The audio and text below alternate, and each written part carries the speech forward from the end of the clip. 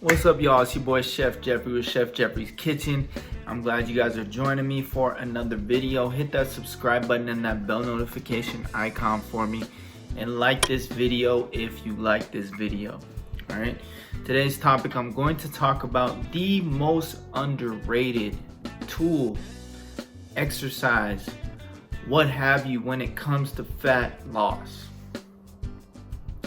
Okay, so a lot of people get stuck in this mindset of they gotta diet, they gotta go on a calorie deficit, they gotta do strength training, they gotta eat more protein, they gotta eat less carbs, they gotta eat more healthy fats, they got to eat more whole foods, fruits and vegetables, they gotta change their diet, they gotta cut out certain foods, they have to, there's just a list, a laundry list of things that you probably should do when you're starting a weight loss journey. However, what I have found is that when you try to take on too many things at once, you can get lost in the sauce.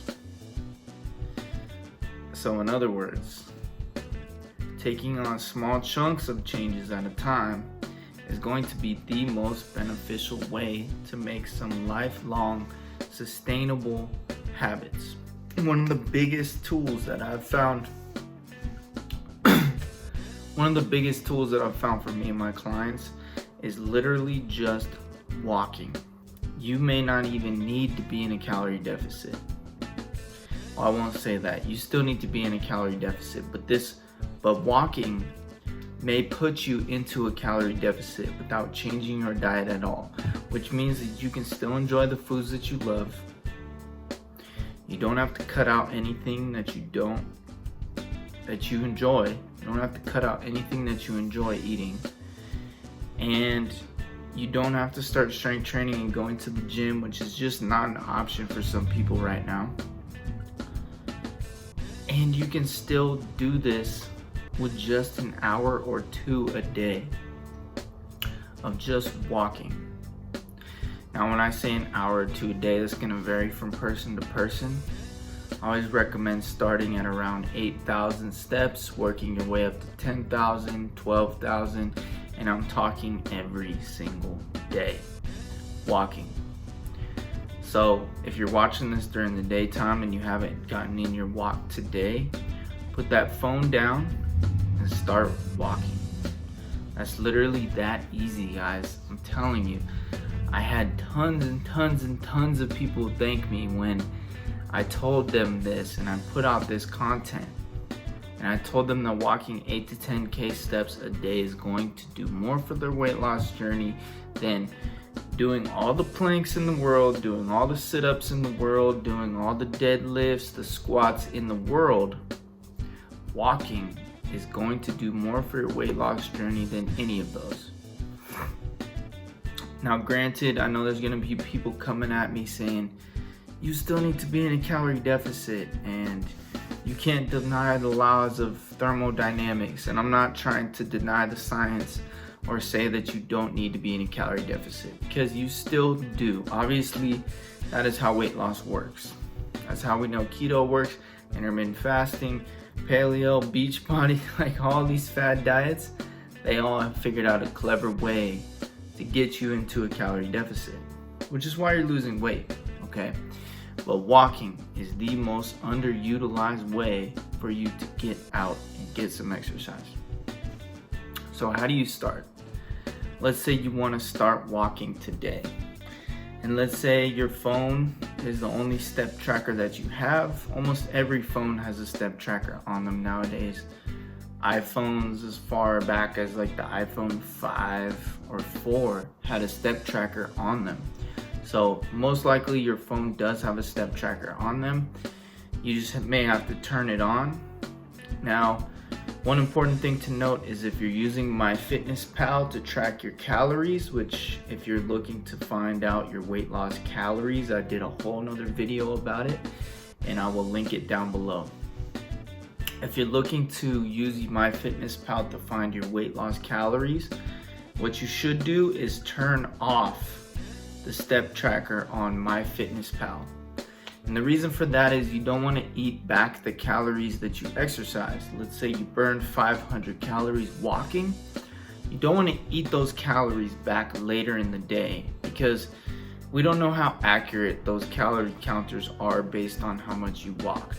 Okay, a lot of times even these step trackers can be pretty inaccurate, so keep that in mind when you are using MyFitnessPal tracking your calories. Ultimately, we are not doing this so that we can eat more food. The goal is just to get you active. That's the first step, is just get outside, create some momentum. First thing in the morning, make your bed, brush your teeth, floss your teeth, and then get outside and go for your walk. I'm talking about before you check Facebook, before you check Instagram, before you check TikTok. And if you haven't followed me, follow me on TikTok. It's in my description down below. I really like TikTok. And it may sound funny because I'm in my 30s, but I love TikTok. So get out there and start walking, guys. And it doesn't matter if it's 30 minutes a day. If that's all you can do is 10 minutes a day, start at 10 minutes a day. And then maybe the next week, you can bump it up to 15 minutes a day, and then maybe the next week you can go 20 minutes a day, and then 25, and then 30, and then 35, and then move up to like an hour a day, and you will see that scale go down. As long as you are eating consistently the same number of calories, around the same, and the same amount of food, you will see your scale starting to go down. It may not happen as fast as you want it to, but that scale will start going down and you'll start seeing weight loss progress, okay? That progress will create momentum. That momentum will create motivation. All of a sudden, maybe you were doing 30 minutes a day, you see that scale go down, all of a sudden you're like, I'm gonna walk a little bit more today. Maybe you do an hour. Then that scale goes down even more and you're like, shit, I'm gonna do 2 hours. That scale goes down even more, and then maybe you're like, I'm gonna walk 3 hours today. And then you're really getting into those 10K, 12K numbers that we really see huge results with. Now, am I saying that you shouldn't do strength training? No, I'm not saying that. I think you should absolutely 100% try to get in the gym or find some strength training workouts at home. If you need some free workouts to try, just shoot me a DM and I will send you some workouts. Shoot me an email and I will send you some workouts, okay? You can go to my calorie calculator down below and it'll give you how many calories you need to be eating for your deficit, as well as if you click some other links on my website, you'll see that I also have some training programs in there for free as well. So look out for that. Those are coming soon. Another thing too to look out for with walking is I say that it is the #1 exercise for fat loss. However, we know that there is no exercise for fat loss. In other words, planks, running, sit-ups, squats, deadlifts, any of that stuff, there is no exercise for fat loss, because the only way to lose fat is to be in a calorie deficit. So that being said, no matter what you do, as long as you are in a calorie deficit, you will lose weight. But what walking does is it uses this hormone cortisol, which is your fight or flight hormone, which is also stores body fat. Because what used to happen is in fight or flight survival times, we used to need to store onto that body fat because we used it for energy stores. So let's say a bear came, right? And we went into fight or flight mode because there was a bear trying to kill us. Our cortisol levels would be way high. It's our stress hormone. We're stressed, we're anxious, fight or flight. We run, and then we're scared because that bear's chasing us, right? At that moment, cortisol is high, which means that we are holding on to stored body fat.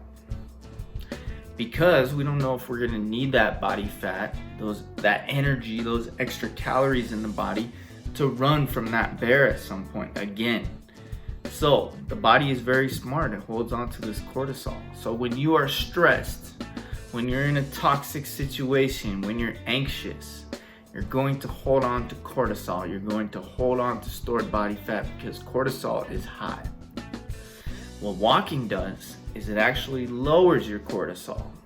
The hormone that stores body fat and causes stress, anxiety, fight or flight feelings, it will start to go down. You will start to feel less stressed. You will start to feel better, more relieved. The more you walk, the more you sleep, the more you manage toxic relationships and toxic situations, the better your life will get. So that's the end of the video, guys. Hopefully this motivated you and encouraged you to get outside and start walking. All right. Now, if let's say you have a treadmill and that's all you have to do, that's all you have at home is a treadmill, and you're not able to get outside, use a treadmill or a bike, or if all you can do is go outside and walk on the beach, go walk on the beach. It doesn't matter where you walk, how far you walk, just get started today and then gradually increase those numbers. All right, guys, love you, and let me know if you need anything at all. Again, link to my calorie calculator is down below, and I also linked my podcast where I go a lot more in depth on these topics. So feel free to check out my podcast and my calorie calculator down below. Subscribe if you like the content. Hit a like on this video. Drop me a comment. Let me know what your favorite place to walk is, whether it's at the beach, the park, around your neighborhood, the river. Let me know where your favorite place to walk is in the comments down below. All right, love you guys. We'll see you in the next video.